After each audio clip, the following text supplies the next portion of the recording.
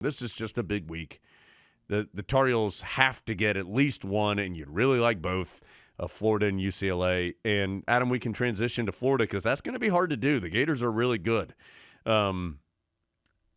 They are great on the glass, averaging 14 offensive rebounds a game. That's 4 more per game than Carolina is getting on average right now. Averaging better, well over 40 rebounds a game. They have a duo in the backcourt that's averaging, I think, better than 34 or 35 points per game. It's just a really good team. Those two players, Walter Clayton and Elijah Martin, in the backcourt for Florida, it is a combined 34 points per game that those two are scoring. Both transfers, Clayton's from Iona, Martin's from Florida Atlantic. So a complete team, it feels like, in Florida. This is where I think sometimes we look at their schedule and say, well, I'm not sure Florida's played the toughest schedule, and they haven't, but their closest game has been 13 points. Yeah, they've just been beating the mess out of people. And they haven't won a game by fewer than 17 since like the second week of November. So they have been dominating the teams they have played, which is different than, oh, you didn't play a great schedule and eked out a couple. They've played really well. Their offensive rebound percentage is 7th in the country. They rebound about 40% of the shots that they miss. If they do that tonight, Carolina's in trouble. And they've got pretty good size, including in the backcourt that Jones just talked about. They're going to be bigger than Carolina most everywhere on the floor. And we've seen the Tar Heels have trouble with some teams like that this year. So to me, this is a bigger test than I thought it was when it first popped up on the schedule. You knew about Auburn, you knew about Alabama. You didn't know as much about Florida, especially after they had some adversity there earlier in the year off the court. But now they're playing really well. Well, and they have smoked ACC teams.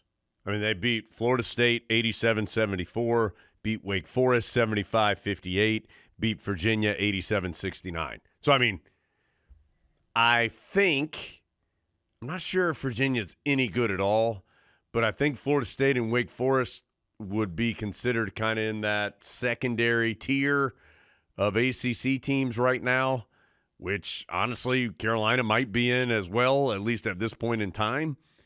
And again, they won by 13 in Tallahassee, beat Wake Forest by 17 on a neutral floor, and beat Virginia in Gainesville by 18 points. So they've laid the hammer down against some ACC teams. Well, and was going to mention this in the list, but it goes right here. This is a tweet from Brett Edgerton just talking about the SEC so far, basketball-wise.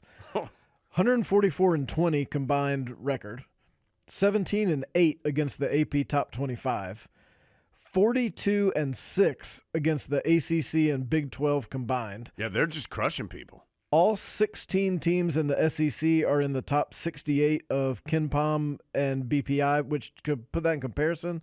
The ACC currently has 6 teams in the top 80 of KenPom. SEC has every single team in the top 68. Well, and they had a weekend this weekend. I think they were 13-1 in the games they played on Saturday, including some great wins. The only team that beat them, Pony Bros. Yeah. Pony Bros beat LSU. Yeah. No surprise there. But, I mean, and we've talked at length about this, but, I mean, Texas A&M goes and beats Purdue on a quote-unquote neutral site in Indianapolis. And meanwhile, I mean, that's just one. There were a lot of great wins. Auburn absolutely demolished Ohio State. Then you have Clemson losing at home to Memphis, and you have Syracuse losing to Georgetown. It is where it is right now, and the SEC is so much better than everybody else from top to – and that's – I don't even know who their last-place team is, but their last-place team, I bet, is better than two-thirds of the ACC right now. Well, you think you got tired of hearing about this in football. I think there might be more evidence to back up this storyline in basketball than there is in football right now. Right, this year. Right, yes. And that is going to be a talking point as the NCAA tournament approaches and you talk about seedings and who's in and who's out. This is going to be a major storyline, and a win over an SEC team is something that Carolina needs on that resume and will be helpful in the months to come. Adam, I'm going to try and look really fast and see who do you think's in last place in the SEC? South Carolina, 7-3. They're not very good, but I bet they still have some ability. I will say, Lee Marie Jackson, you back me up on this because I know you went back and listened to some older pods. Jones called this several years ago. We've talked about it on here. Hard to be dominantly correct as I normally am, but I mean, 1, 2, 3, 4, 5, 6, 7, 8, 9.